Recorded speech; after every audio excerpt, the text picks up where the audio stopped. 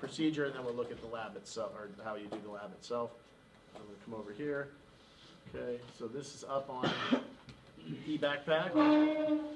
Okay, so this is Boyle's law, pressure volume relationship in gases. This is something you're very familiar with, but we're going to put it into practice. So the objective is to determine the relationship between pressure and volume of a confined gas. You already know the relationship. It is an inverse relationship. The gas you're going to be using is air, because it's really easy to get. It's right all around you. And you're going to combine it into a syringe. So I have a gas syringe right here. This is a gas syringe because it's got more gaskets in here. We'll look at that in a second. And we're going to change the volume by moving the piston, and you're going to get a response and change in pressure. The pressure change will be monitored using a gas pressure sensor. This is our gas pressure sensor. Hey guys.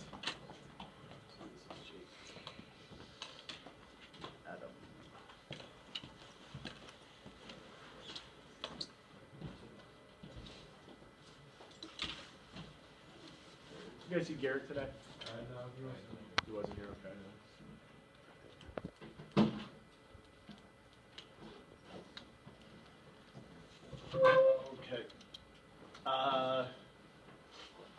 Okay, so we're going to change that using a gas pressure sensor. So gas pressure sensor, there's a little box in there, and there's some electronics in there that help monitor pressure.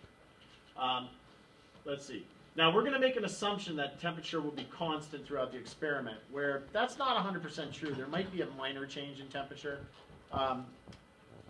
So just we're going to make the assumption that it is. And really the temperature is not going to be changing to a noticeable degree for the pressure changes that we're going to be making. If you make extreme pressure changes, that would affect it.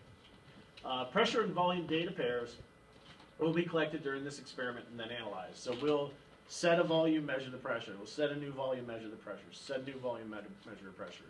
So we're going to have pressure, volume, data pairs. And from the data in the graph, you should be able to determine what kind of mathematical relationship exists between pressure and volume. We already know. We're going to verify it, basically. And then historically, this is was Robert Boyle who discovered this, and it was in 1662. So think about it. He's doing this stuff 100 years before we're even a country. It's going back a ways. It's a few years ago. Okay, so let's see.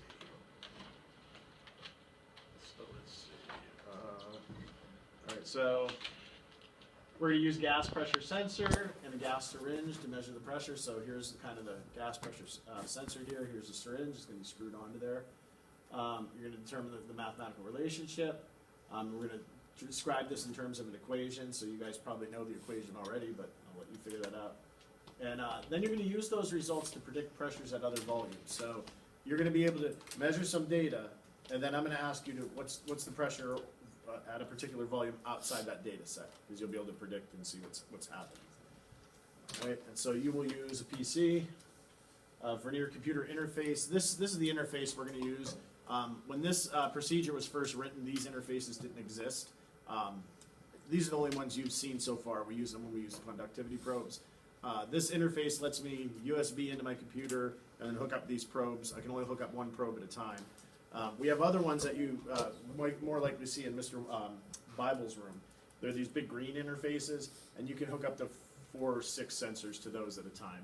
So for us, we're only measuring one thing, pressure. But for Mr. Bible, you might be measuring acceleration, force, a couple things at one time. So it'd be nice to have multiple sensors. But we don't need all the wires, so we'll just use that GoLinker interface. Logger Pro is the computer program. Gas pressure sensor is that little box, and then you're going to have a gas syringe, that guy there. Now, if you remember, you did a conductivity lab before. Remember doing that one? Adding the drops to the solution. Okay. And I don't know if you remember, one of the things I kept saying every time you'd ask me a question, what was my response? Nobody remember? Look at the procedure. Yeah, read your directions, read your directions, read your directions. These things are very clearly written, okay? Now, again, this program, this procedure is set up like the last one, in that when you press collect, you're not actually saving the data. You're just arming the system. You have to hit keep to keep the data set. Make sense? So you're going to hit collect, and then you're going to, whenever you're ready to go, you get keep, and now you got a piece of data. All right, so first they tell you to prepare the pressure, gas pressure sensor in the sample. They tell you to plug this into channel 1. Now again, that's for that green interface that has multiple inputs. This will probably likely be connected already, and there's only one place to plug it in. Right? So basically what I've got is this. I've got, let me get this separate from each other. I've got gas pressure sensor over here, plugged into the interface, plugged into USB. So that'll likely be done.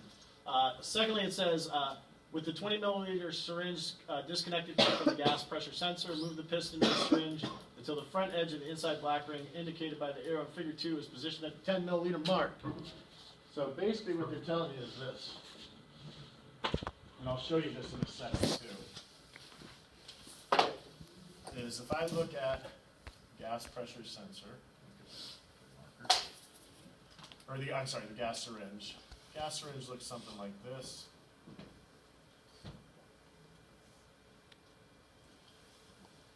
Okay, and there's 1, 2, 3, 4, 5, 6, 7, 10,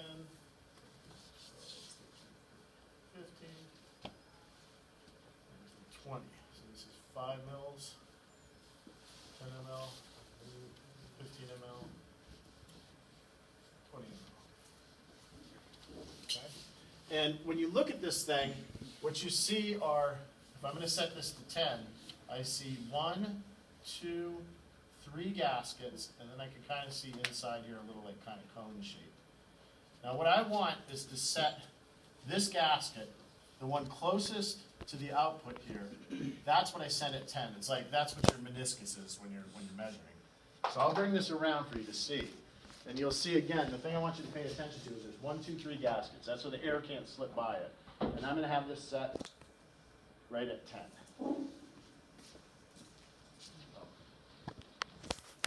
That gasket right on the gasket closest to the output.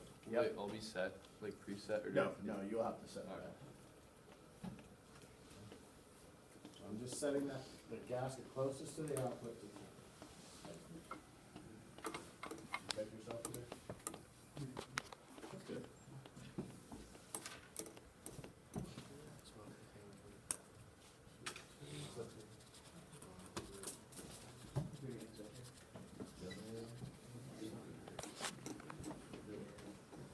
Measurement.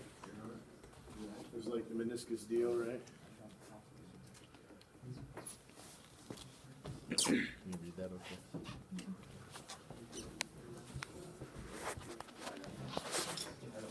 Okay. So we're going to set that. So what's going on is there's 10 milliliters of air in here. Yeah, there's air in there because, you know, it's all around us. It's going to go in there too. All right, and then it says attach the 20 milliliter syringe to the gas pressure sensor, okay? Look, you don't got to prove that you're Hercules, okay? This is plastic, okay? It's not crank it on mercifully. Mercilessly. Right? Sounds right, okay. So look, even with just 2 fingers, I can get this snug. Okay, so it's on there, it's attached. Okay, so now we're attached. Next, here's one note. I should change this. I don't know why I haven't gone around to changing it yet. But this says, prepare by getting this file from the Chemistry with Computers folder. It's not called the Chemistry with Computers folder. It's called the Chemistry with Vernier, which is the manufacturer. Go to the Chemistry folder. Okay, I'll show you in a second. We'll go through over here. And then it says, to obtain the best data possible, you need to correct the volume for the readings on the syringe. It says, look at the syringe. Its scale reports its own internal volume. So when I set this to 10, there is indeed 10 milliliters of air in here. The problem is, there's air in here too, because this is part of the system. So inside of there, there's a little bit of space for air. That's AIR. And so what they tell you is, to account for that extra volume in the system, you need to add 0.8 milliliters. So every time you take a measurement, so if I said 10, it's really 10.8. Right? So when you're doing that, recording your volumes, make sure you add 0.8 each time. Then you're going to hit collect, and it's going to be ready to save data. And then it says collect volume data. It says it's best that one person take care of the gas syringe and another operate the computer. All right, you'll probably be in groups of maybe 3. It might be 1 of 4 if I can't get another sensor hooked up. We'll see what happens there. But anyhow, you'll have a few people. And then it tells you move the piston to the position of the front edge of the inside black ring like I just showed you. That top, the one that's, the gasket that's closest to the output, you want that wherever you're making your mark. Now, if you have this on here, and I start pushing on this like this, do you understand I'm going to probably break that? Right? And these things aren't cheap. So the way you don't avoid putting any pressure on there, just hold the syringe. Don't even touch this. And then I can push and I can pull all I want. I'm not messing with anything. Okay? So you're going to go ahead, set it to the volume you want. So if I wanted 5 milliliters, I'm going to put this to 5. Once I'm good, I'll say I'm at 5, and then somebody can go keep and type in 5.8. And then I'm going to do that for volumes of 5 milliliters or 5.8. 7 milliliters, 9, 11, 13, 15, 17, and 19. So it's not going to take you long to collect that data. You know, you're just moving the piston. It says in your data table, record the pressure and volume data pairs displayed in the table, or if directed by your instructor, print a copy of the table. I want you to print a copy of the graph off, and if you are able to get the data table to print out with the graph, then that's sufficient. If you're not able to do that, you have to hand copy that data down onto the piece of paper, onto the graph. Then it says examine the graph of pressure versus volume. Based on this graph, decide what kind of mathematical relationship you think exists between the two variables, direct or inverse. Well, you already know, but I want you to explore both possibilities, so I'd like you to check it out. So to see if you made the right choice, click the curve fit button, and you'll be able to see it a lot clearer on your copy here, because I'm using an old computer to display this, and it's just not as good. Choose variable power, y equals ax raised to the n. And then from the list to the lower left, enter the power value n in the power edit box that represents the relationship shown. So if you think it's a direct relationship, so try that first. Type in 1, and you're going to see the curve that comes up doesn't fit at all. And then you're going to try -1, -1, and that's inverse. Try fit. And again, I think this will look better on your computer, because this is a very old computer, and I'm doing it through Outlook and whatever. It's got some goofy things with it. So you're going to go ahead and get the graph to have a line fit on it. Okay, so if you try the one that's wrong, then you can try again and put in a different number. Once you got the graph that you want and you have the line it lined correctly, the line is matching up with your data, print a copy of the graph with the pressure and volume and its best curve fit display. Okay, so if this data table is on there, you're probably still going to have to hand out the data table, because the data table is going to give you the volumes and the pressures, but you have to figure out what the constant K is. Now, you guys know Boyle's law. Is it P times V equals K or P divided by V equals K? Divided by Times, right? Remember PV equals K? Right? So if you take volume times pressure, you should get a number. And when I take this volume times this pressure, I should get the same number. Now, you're not necessarily going to get the exact same number, right? Because you got to be very perfect about how you measure things. But it should be pretty darn close. You know what I mean? Think about it like this. I would say if you're within 5%, you're doing pretty darn good. So let's say that one first value is 100. If the second value is 100 or 95 to 105, you get 100, and you get between 95 and 105. You're within 5%. Right? So that's enough reasonable variability. And so go ahead, and I think if I remember correctly, you might need one more space here, because it's 5, 7, 9, 11, 13, 15, 17, 19. So there's actually not enough spaces there. And then it comes to processing the data. Okay. Now, again, to be clear, when you multiply these things, that's a calculation. You're on your own. Right? When you answer these questions down below, those are things that you do on your own. So they just ask you. Well, actually, I should say. For 1, 2, and 3, you kind of work together a little bit on it, because it tells you to move the cursor along the graph and read that value from there. So some of these things that you're reading right off the computer, you can share. So some of those values you are going to read. But from these 3 answers here, you should be able to do that on your own. You know what you got to do? Pretty easy lab, you know. I can't remember the exact amount of points, but I think it's significant. I think it's like 40 points or something like that. So it's a decent amount. Good way to start the quarter. Cool. All right, let's get to switching gears here. We're gonna do homework, yeah. So let's do blank. Yes, sir. Okay, so let's get this out of the way. Let's do that. Yes, that first. Let's see, next. Yes. See how this goes. Here, we go back to China. Oh, you can take that long? That sucks. He's trying to get rid of you already. The heck, man? You can go back to Christmas Eve. Yeah, it's a short amount of time to go that far. How long did you say it takes you a week to get adjusted? Okay, so let's see. Yeah. It's a long time. Give it a good time. Is the school year, they're the same as ours? Like, Yeah. you go in September? Right. Oh, that worked. Okay. All right, so here's another homework problem. Let's see what we do with this. Let's see. Get organized here. What you get to Good, even ours. Not bad. Just walk around. Okay, we'll do the same thing we always do. Call you up here. Start getting organized. Once you're organized, start figuring out your equation. Once you get your equation figured out, plug and shove. Right, so, and you guys want to pick after I pick first? Sure. There we go. Yes, sir. What's liquid oxygen? Like, wow. Oxygen in a liquid form. What would you need that for? What's that? What would anybody need that for? You use it a lot of times in cooling things. I imagine it's probably for some chemical reactions, they react better when it's a liquid. But basically, I don't know many of the actual real applications. I'm going to look some up now that you asked me this. But a lot of times scientists do things because they can.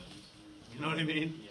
So what they probably do when they make liquid oxygen is they probably make it really cold and put it under high pressure, and you end up getting the liquid form. Just like you could have liquid nitrogen. Like liquid nitrogen, I know they used. I had a wart one time when I was younger under my toenail. It hurt so bad. But they took liquid nitrogen, they put it on there. So essentially, do you know what they were doing? Yeah, they were giving me frostbite. Right? Give me frostbite, kill that skin, and then kill it. So that was an application. Okay, let's see. All right, so first guy is going to be Patrick Green. Wait, so is it aqueous or liquid? It's not aqueous, it'd be liquid. So why does it say grams per milliliter? Because it's the density. Oh, What happens if you drank it? Well, first of all, you probably get frostbite. Oh. Because it's even colder than liquid nitrogen. So if you drank it, maybe you lose your tongue. Maybe you lose your esophagus, maybe you die. Also, too, it's going to expand. So if it gets down into your stomach, that's what this question is about. How much would it expand? Oh. So let's see. That's good. So you're saying, what's the second volume? Okay. You're picking.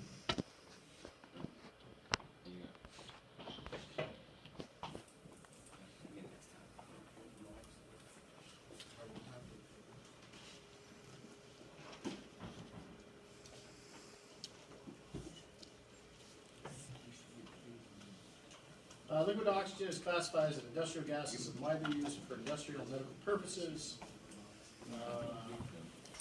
It's a cryogenic liquid oxidizer propellant for spacecraft. So basically, one thing they do, that's true. They put liquid oxygen on spacecraft, Nick, so that when they get up in outer space and they're trying to oxidize or react something, that you bring the oxygen into in like a condensed form. Yeah, they use it for cryogenics. That's freezing things or keeping things cool. Looks like that's one of the biggest uses. Another thing they use it for is fuel cells. Fuel cells are when you take things like hydrogen and you react it with oxygen. You react those two things and you get electricity out of that and water. So let's see, we've got temperature 37 degrees Celsius, okay. Huh. Come in. 15 questions. Okay, well, go ahead, let's see what you got. What's that? I don't know, we'll see. There you go. My purple died already.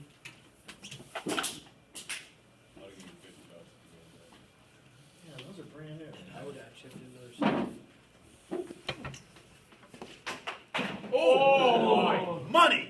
See what that means. I told you $60, I got it right here.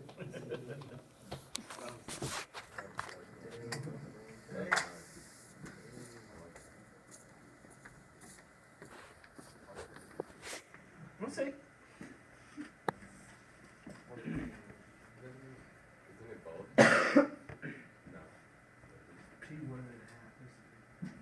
I think we're not understanding the question is the problem. Okay, but It's just P. okay, who would be next? Let's see. P, we got a V and a T, right? Now we got two V's, right? Now here's the thing.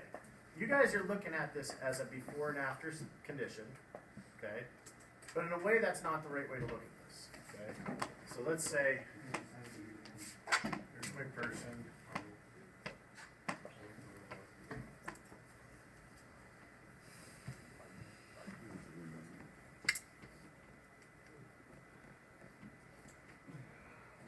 And we know this goes someplace else, but there's my guy, right? And he's got his mouth open. And he's gonna let, what is it, a drop of liquid oxygen. Okay, and so he's gonna put that drop into there. Now, liquid oxygen's really, really cold. So what's gonna happen to it, once you have this drop of liquid oxygen? It's gonna expand. Okay. Now, do you notice that they gave you the volume of a liquid and a density? You have a volume and a density, what can you figure out? Moles. Because you can figure out mass, okay? So the way we should really be thinking about this is like this. I've got a drop, and they tell me that drop is as 0.05 milliliters. Now that's not the volume of a gas. And that's kind of how we started labeling this as the volume of a gas. It's actually the volume of a liquid. And if you remember on that conversion chart, I gave you a thing for volume of liquid. We could do a couple different ways, but I take it back. I didn't think I'd do that. But you should be able to reason that out. That if you have a volume of a liquid, if you turn that into mass, then you can turn it into moles, okay? And so if you know moles, and you know temperature, and you know volume, and you know pressure, I mean, sorry, you know all the things, you know moles, you know pressure, you know temperature, you should be able to figure out the volume of that gas. Is this starting to make sense a little bit? Yes.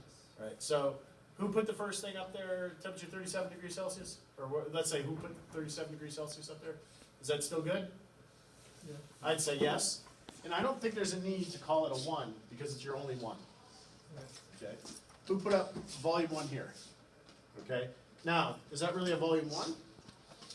It's just volume. It's just a volume of a liquid. Okay. This is the volume that we're trying to figure out. So I wouldn't call this necessarily V1 and V2, okay, because that's a little different now. We're not talking about changing conditions on a gas. We're talking about a liquid expanding into a gas. Does that make sense? Okay. And so pressure, do we want to call that pressure 2 or just pressure? Okay. What should we turn this into? Liters. No? Moles. Okay, yeah. So who was getting picked next? Who was picking? Or, okay. So Mr. Upperman. Okay. What would you want to do with this? Turn it into. Liters. No, it's in milliliters, right? And this is a liquid, and we have a density. So we can turn it into.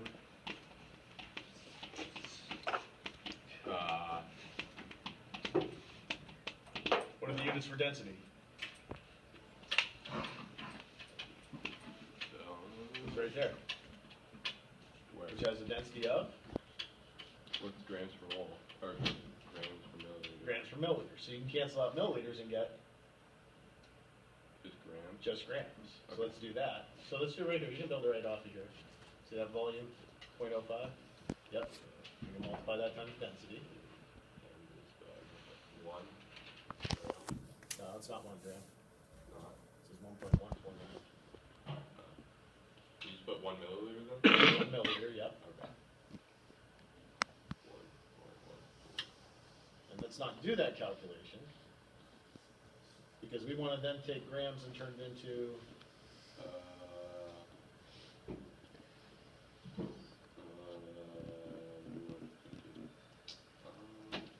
Think of your gas law.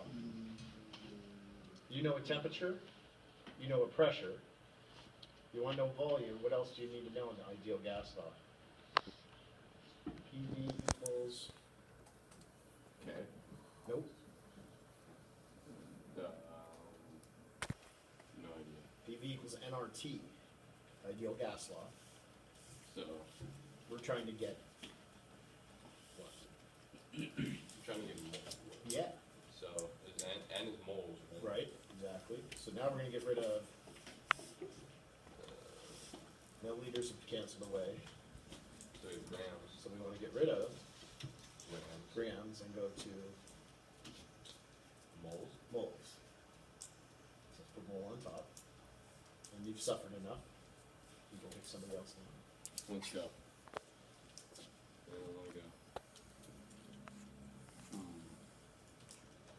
Who doesn't want to go? Oh, Alright, that, cool. that helps. Alright, Joe, you can go. I like the way you did that. So Joe, if I wanna know the grams per mole, how am I gonna know the grams per mole? How am I gonna figure out molar mass?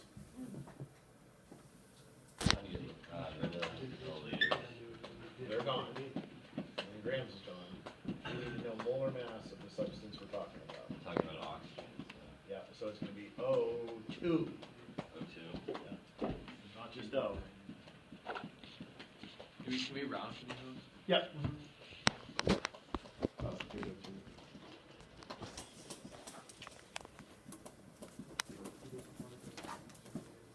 So around 16.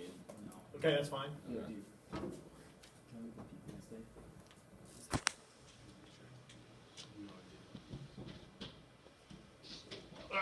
Rate that. It's O2. So it's just one O. 32. Okay,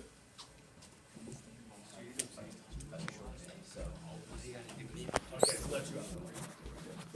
Alright, you don't get to pick. Pick me. Pick me. Pick me.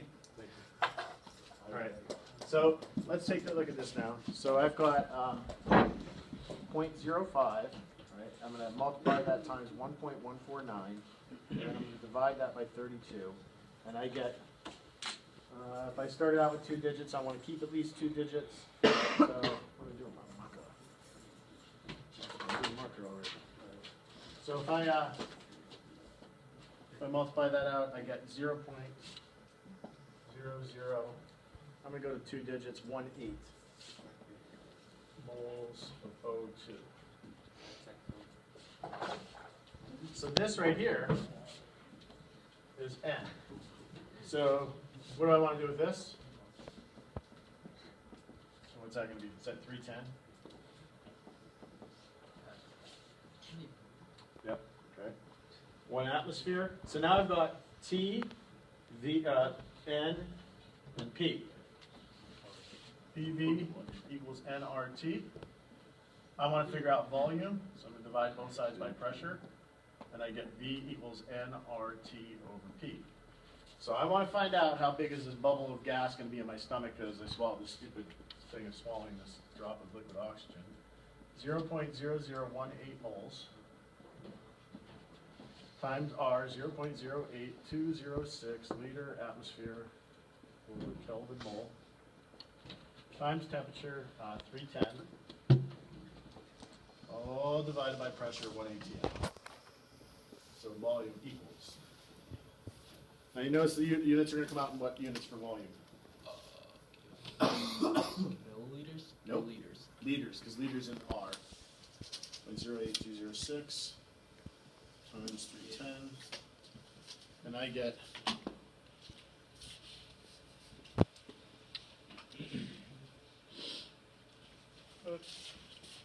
something's goofy here. 0.001 P times 0.08206. Huh, that's interesting. That's weird. Just seems like a weird answer, Don. Oh, okay, I'm sorry. That makes sense. 4, 5 liters. Okay, so that's 45 milliliters, all right? So we're going from 0.05 milliliters right? That's pretty small. 45 milliliters, so that's 45 out here. So that expands on the order of, say, 1,000 times. That's a typical round number. So for every 1 little milliliter here, one of those little tiny cubes of liquid, you usually expand to about 1,000 times volume at our normal pressures, temperatures. But does he become a superhero? I don't think so. I don't think so. Did that like fill your stomach up or not at